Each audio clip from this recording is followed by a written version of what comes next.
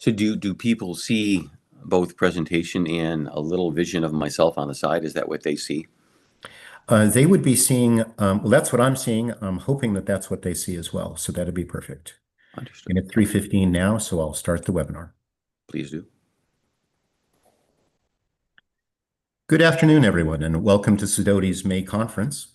My name is Michael Matheson. I'm a senior equity analyst with the firm, and we're very fortunate today to have the management team from FTEK with us.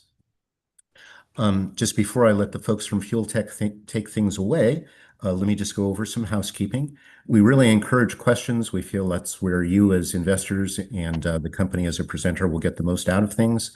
There's a Q&A box at the bottom of your screen. Go ahead and type in your questions, and when we get to question time, I'll read them off. With that, I'll let our presenter take things away. We have Vince Arnone, CEO of the firm. Vince, please go ahead. Michael, thank you very much. I'd like to thank everyone for joining the webinar today. As Michael noted, my name is Vince Arnone. I'm FTEK's president and CEO. Today happens to be my 26th anniversary with the company. How time flies, but it's been an exciting 26 years. I want to thank everyone for joining today. So let's talk a little bit about FTEK. Today, we operate within two primary business segments, and then we are focusing on a developmental business opportunity as well. The business segments, which I will go into much greater detail here on subsequent slides, are air pollution control and fuel chem. We also call that chemical technologies. And then our developing business opportunity is called DGI, which stands for dissolved gas infusion. FTEK as a company has been in existence for, right now, it's actually closer to 40 years. We've been a public company since approximately 1987 timeframe. We have developed an extraordinary solid brand name for the company over that past 40 years based upon the environmental solutions that we've been providing to our end markets. We're definitely a global company. We do our business outside of two office locations. First of all, our primary headquarters is just outside of the Chicago area. And then we also have an office that's located just outside of Milan in Italy. That represents our European presence.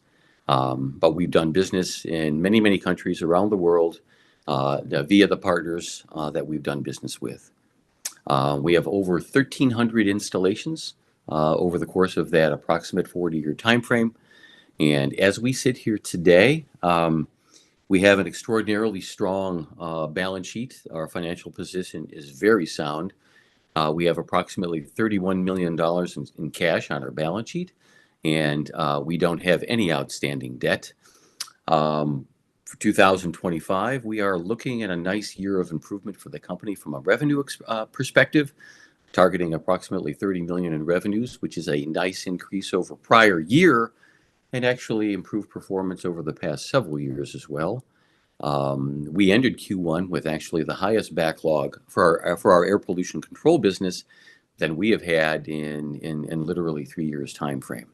So we're working through a business and operating landscape that today is actually the best that it's been in probably 6 to 7 years. So very happy to be speaking with everyone today.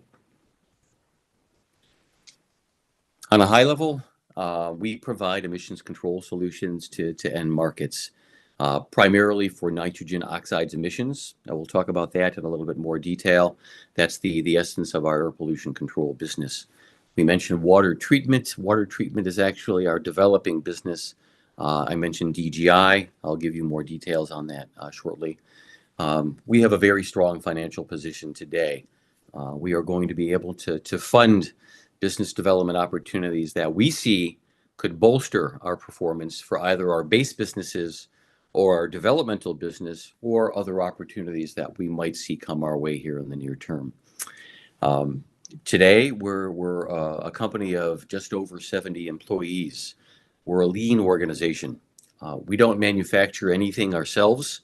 Over the years, we've developed a supply chain of reputable suppliers that help to support manufacturing and fabrication of our products that we actually provide to our end markets. So we have an SG&A infrastructure that we can leverage as we look to grow our top line. Our pollution control technologies have been state of the art, and we've been delivering these, as I've mentioned, for 3 decades plus. We continue to be a leader in providing these technologies to end markets. Our businesses today, we believe, both have opportunities driven by some of the market forces that are in place. Today, most folks are pointing to the fact that this country and other parts of the world are going to be short of power generation as we look out 5 to 10 years.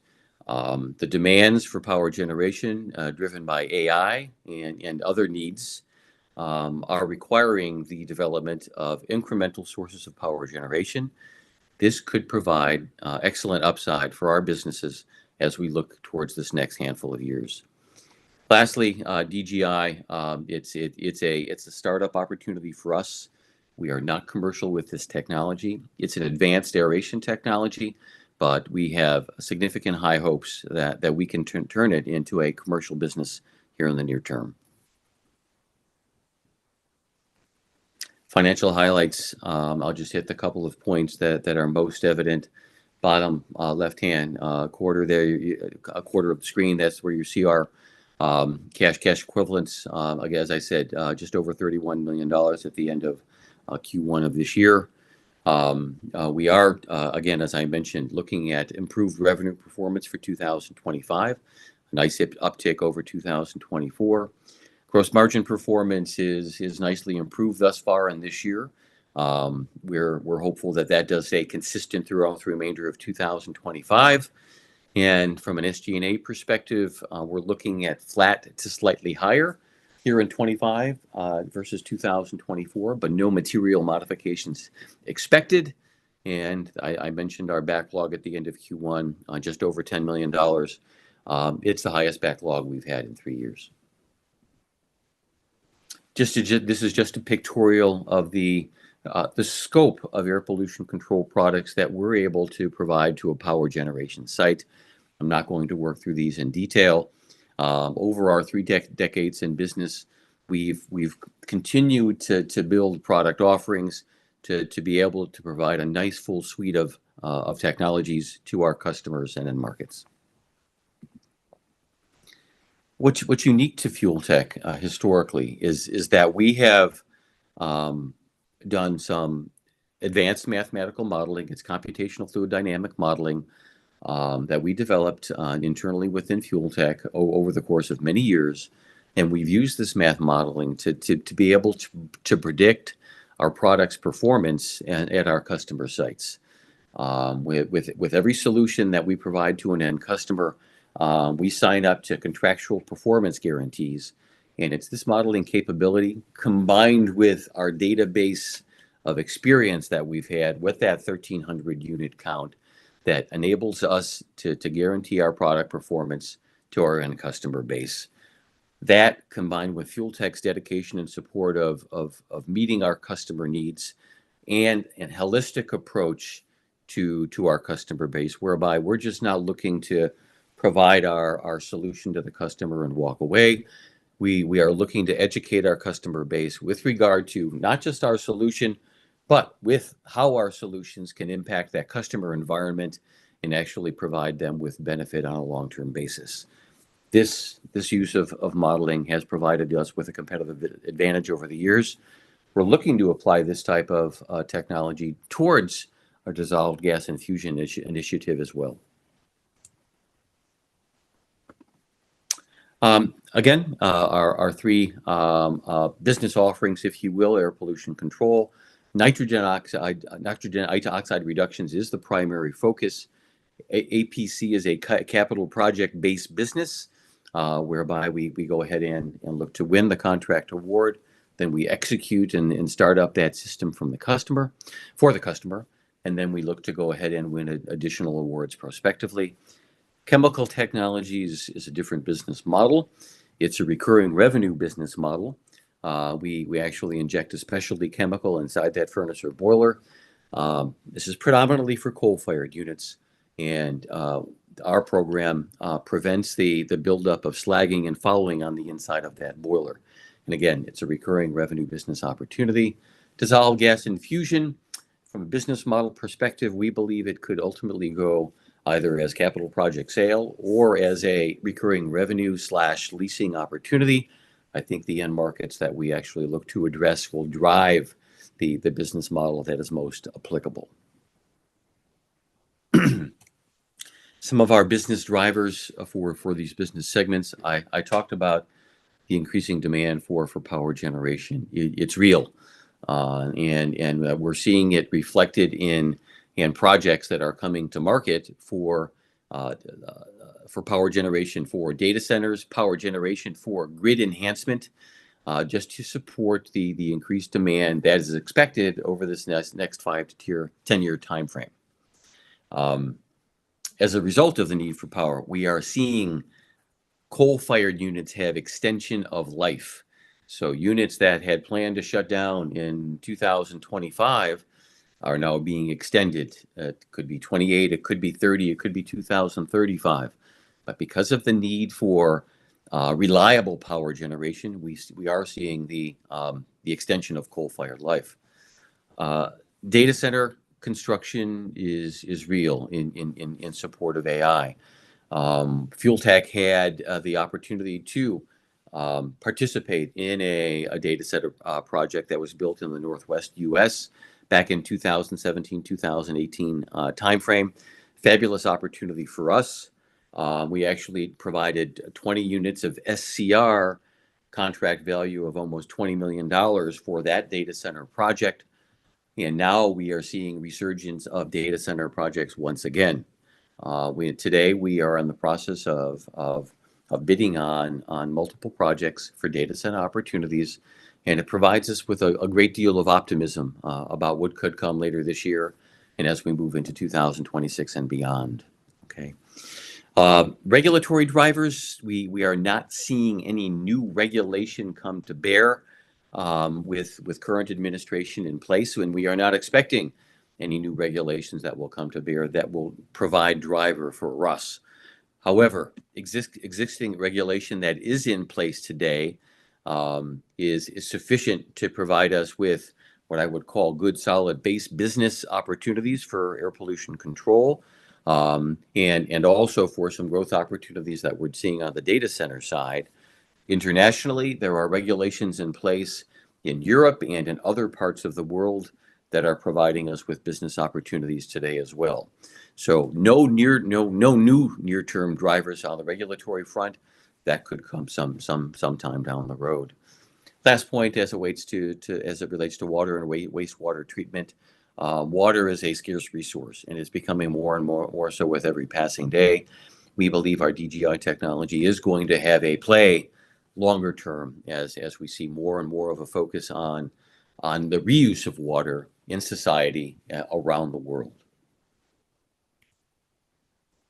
So more specifically on air pollution control, as I mentioned, it is capital project based business.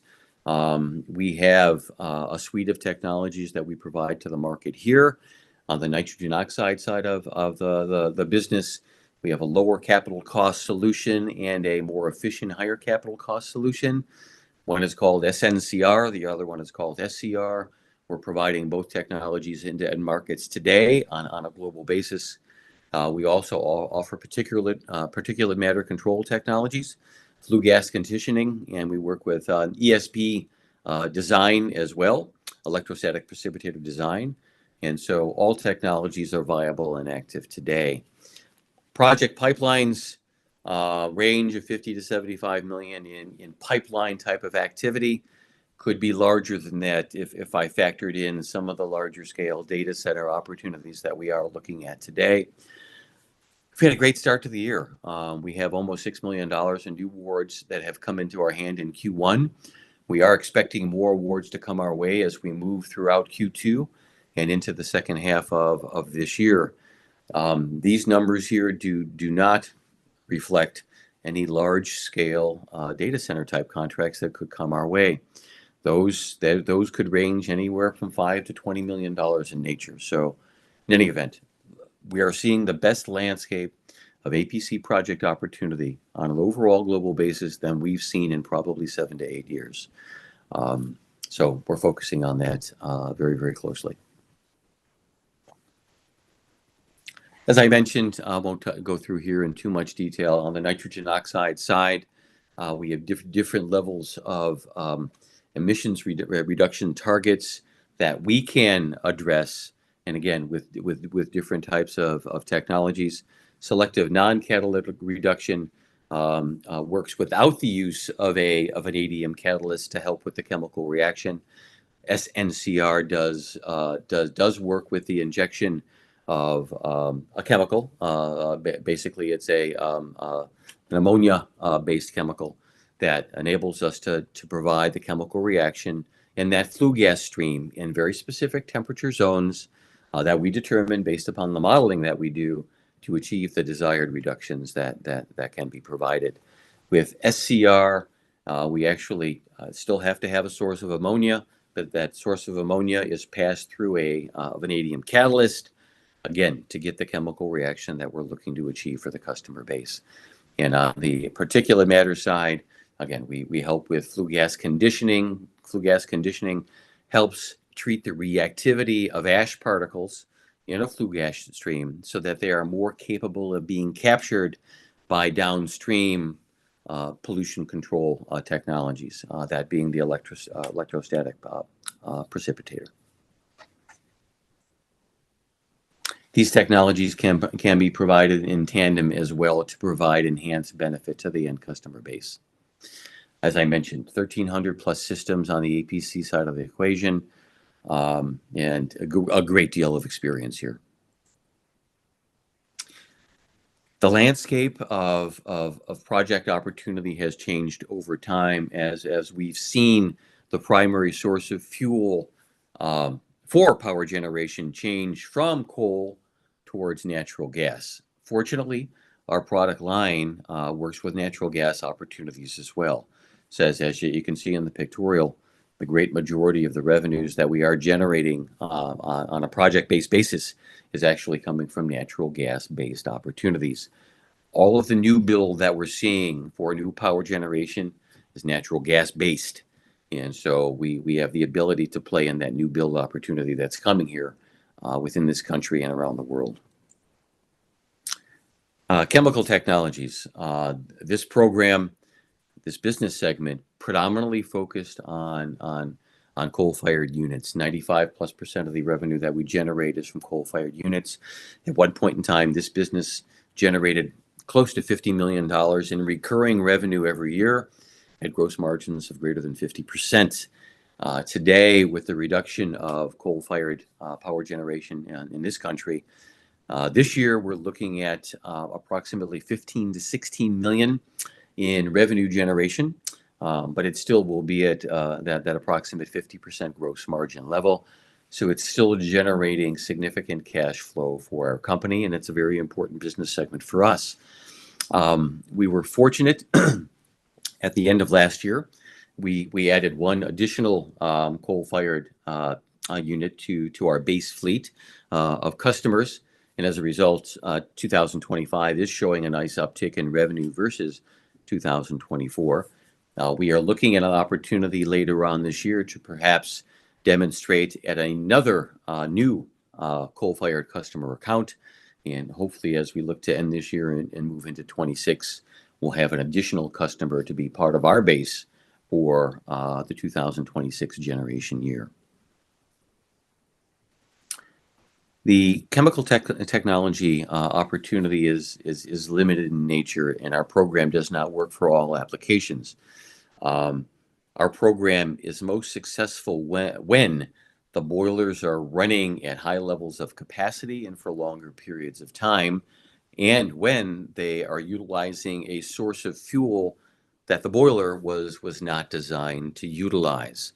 So in situations whereby the units are running hard because of regional dispatch requirements or seasonal requirements as well, And if they're trying to use a lower cost coal fuel, there is more likely to have the scenario whereby the unit slags up more quickly than it should, has to shut down for some very destructive cleaning.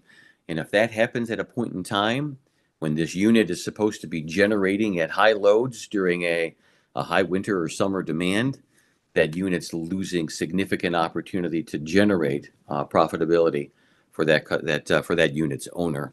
That's where we are most effective at providing a benefit to the end customer.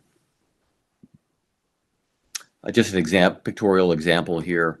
Again, we mathematically model these solutions as well. Middle of the screen, you can see the molten slag forming on the inside of that boiler. And after our treatment, obviously, we have tubes that are now clean and have clean flow paths.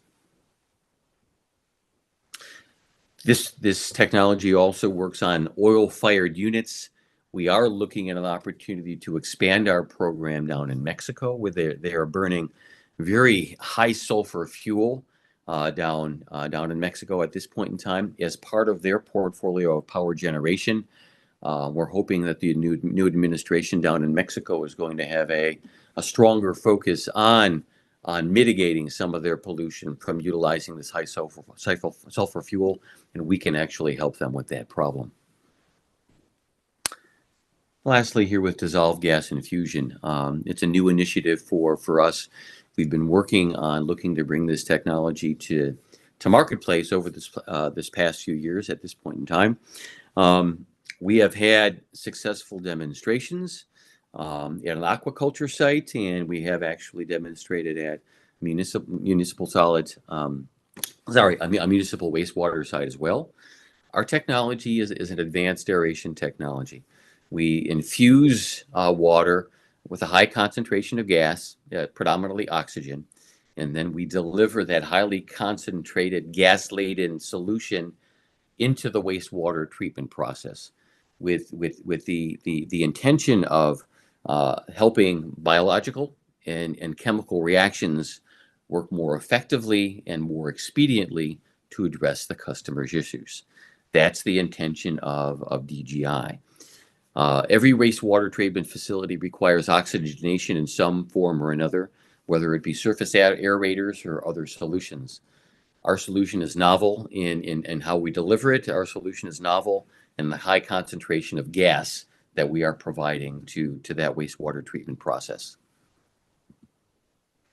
High level, first under pressure, we have a patented saturator whereby we actually infuse the gas into the water. Okay. Then secondly, we actually then inject that gas-laden water into the wastewater treatment process. Our injection system is patent pending, not patented quite yet, but we're developing some solid IP in this area to support this technology as well. The benefits and end markets are wide. We've done one aquaculture demonstration back in 2023. We're just about to start up on our second demonstration at a fish hatchery out in the Northwest U.S. That demonstration is actually going to be starting early next month. It is actually a trout hatchery that we're going to be working with. The trout hatchery is actually looking to build a greenfield hatchery site, and they'd like to use a new technology as their oxygenation source for this greenfield site. So we're going to be demonstrating at an existing site starting again early next month. The opportunities that we have for end markets: water and wastewater treatment, municipal wastewater treatment plants, agriculture potentially as well, food and beverage, reservoirs, lakes, landfill leachate. The end markets are large. We're just starting with trying to put this into end markets, so we're trying not to go everywhere at the same time. We need to have documented science-based demonstrations in hand that we can use as a basis to go to market. And so, as I mentioned, we did demonstrate it at an aquaculture site, and we actually have put a white paper out there in support of that. Second demonstration here starting early this coming month. So, in wrap up, we are looking at some of the best opportunities that we've had for our company since the 2018-2019 timeframe. On the APC side of the equation, our order flow has been solid to start this year. We expect more to come, but we're really, really excited about what could come next with the power generation build out that we are seeing in support of data centers and grid support as well in this country and different parts of the world. Okay. Chemical technologies, we're not seeing or we're not expecting significant growth, but we do have opportunities to add additional recurring revenue. And DGI, we think a wonderful opportunity to perhaps add a third business segment here, not too far into the future. Financially, I mentioned our balance sheet extraordinarily strong with greater than 30 million in cash and no debt. We are expecting a good year of performance here in 2025, which is a nice improvement over recent financial performance past. And the backlog we have in hand today is the best we've seen in 3 years. I think we're well positioned to go ahead and turn FuelTech back into profitability as we look at 2025 and beyond. Won't touch on the financials. I just talked about them. And with that, I will look to close the discussion.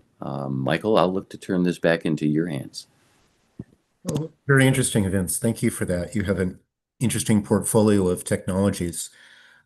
Maybe if we could just come back to the capabilities you have to service data centers. Yes. I'm guessing that those are effectively custom builds for each center, or is it in any way plug and play? Yeah, once we actually have a functional design for a turbine of a certain size and capacity, at that point in time, it can become plug and play. And every turbine of a certain size or different OEM is going to require a specific design. But once we do have that design in hand and developed for that particular turbine, and now you can generate plug and play and multiple units at a site or differing sites, and it becomes more of a plug and play opportunity for us. Excellent. So you gave a forecast there of a revenue from a data center would be from 5 to 20 million, something like that. Yes. What would be and I don't want to hold you to it, so don't bother to be exact, but just what's the range of a gross margin that we could expect from a data center? Right. So from a data center perspective, again, depending on the turbine size that's being applied, our per unit price could range from $1 million to maybe as high as $2.5 million. So, and then you just take multiples of that to come to your full contract value. To your margin question, our historical APC margins are into 30 to 35% range, gross margins on those projects.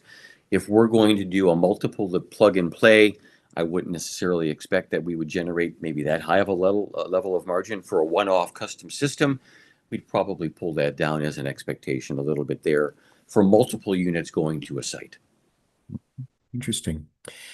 It looks like so much of the company's background has been in air pollution, but then you had a number of interesting water pollution, water conditioning technologies that you showed there in your deck. What do you think would jumpstart growth of that particular side of the business? Yeah, for our DGI side of the business to really start to take off, we need to have in hand demonstrated success criteria with an end market or multiple end markets that we can use as the basis to have confidence to then explode ourselves into end markets with additional personnel and perhaps the build out of additional systems as well to have at the ready to be able to address customer needs. So we're not there quite yet. We need to have that demonstrated success with hopefully the support of a very pleased customer that will jointly help us go to market with that success. Interesting. Well, coming back to the air pollution side, everybody can see a demand for increased power generation, so that's got to Yes. be good news for you. But is there a risk there of relaxing regulatory requirements so they wouldn't have to be as rigorous about emissions? Always a risk from that perspective. I commented a little bit on regulation previously. We're pretty confident that we won't see new regulation that ratchets down any emissions reductions requirements. But what the EPA has currently in place today, we believe is fairly solid, and we don't believe that is going to be pulled back to eliminate the requirements for any of this new power generation build to have at least that base requirement for pollution control remediation on that new build, if you will, for power generation. So we're watching that very closely. If we see that complete pullback on even the basic form of environmental regulation, that would be a sea change that would impact many, many, many, many companies, not just Fuel Tech, if that comes to bear. But we're not expecting that today. Very good. Well, very interesting, Vince. I wish we had more time. Unfortunately, we're out of time. Let me thank you again for a very informative presentation. Thanks also to all of our participants. If you have additional questions, because I know we didn't get to too many, please let your Sidoti representative know. We'll run down answers for you. Again, everybody, thanks for participating. Vince, thank you for presenting. Michael, thank you.